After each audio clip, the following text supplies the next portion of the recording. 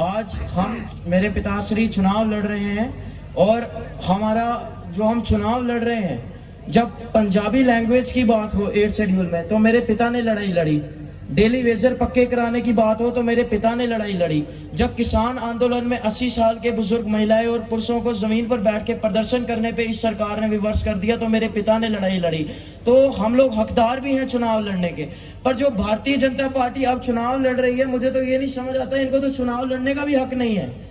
जिन्होंने Punjabi language 8 schedule में नहीं डाली, जिन्होंने किसान आंदोलन में डंडे बरसाने का काम किया, जिन्होंने डेली वेजरों पर डंडे बरसाने का काम किया, आज ये चुनाव में कह रहे हैं हम डेली वेजर को पक्का कर देंगे। तो इन्होंने 10 साल से पक्का क्यों नहीं किया? मेरे को एक चीज बताओ, अभी तो इनका गवर्नर है, तब इन्होंने पक्का क्यों नहीं किया?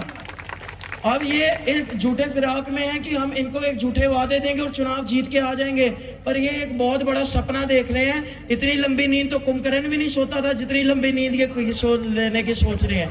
मैं ये बोलना चाहूंगा, इस बार भाजपा एड़ी चोटी की जोर लगा ले, निश्चित रूप से हम चुनाव जीत चुके हैं और मार्जिन में आप लोगों में छोड़ता हूं जितने से जितवा के भेजेंगे।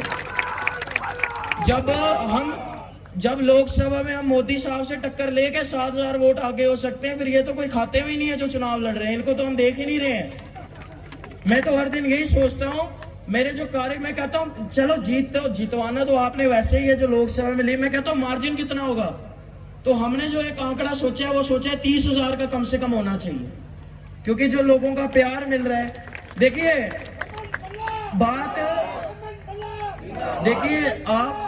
आप लोग हमें जितवाएंगे, ये हमें पूर्ण रूप से विश्वास है, जो आपका हमें प्यार देखने को मिल रहा है। पर जो प्रतिद्वंदी है, अगर उनको थोड़ा भी वोट मिलता है तो वो उतने वोट के भी हकदार नहीं है।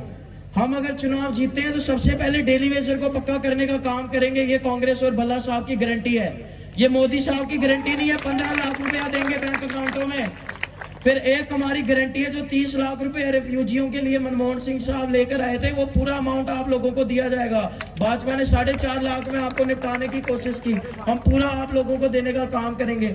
फिर वाटर टैक्स हटाने का काम करेंगे, वाटर टैक्स नहीं लगने देंगे। बिजली का जो आप ये टैक्स लेके आ रहे हैं, ये भी हम लोग नहीं लगने देंगे। अंततः मैं आपको एक छोटी यही बात बोलना चाहूंगा कि एक किसान एक फसल बोता है, वो आधी अपने पास रखता है और आधी वो आगे सरकार को बेचता है। कोई उसको ये नहीं कह सकता कि तुम चोरी कर रहे हो, क्योंकि बनाने वाला फसल ही किसान है।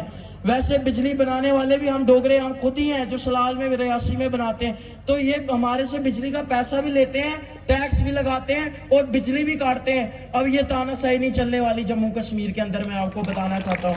अब ये जो चिट्टा बेचते हैं, जो बीजेपी के नाम के ऊपर जो चिट्टा बेचते हैं, मैं इनको ये कहना चाहता हूँ, 8 तारीख के बाद हमारी सरकार आने वाली है, 8 तारीख के बाद हम आने वाले हैं, तब ये दोष प्रचार जम्मू कश्मीर में नहीं चलेंगे। बस यही कहना चाहूंगा, मेरे पिताश्री को विजय बनाइए और पंजे की जम्मू और कश्मीर के अंदर सरकार लाइए। धन्यवाद।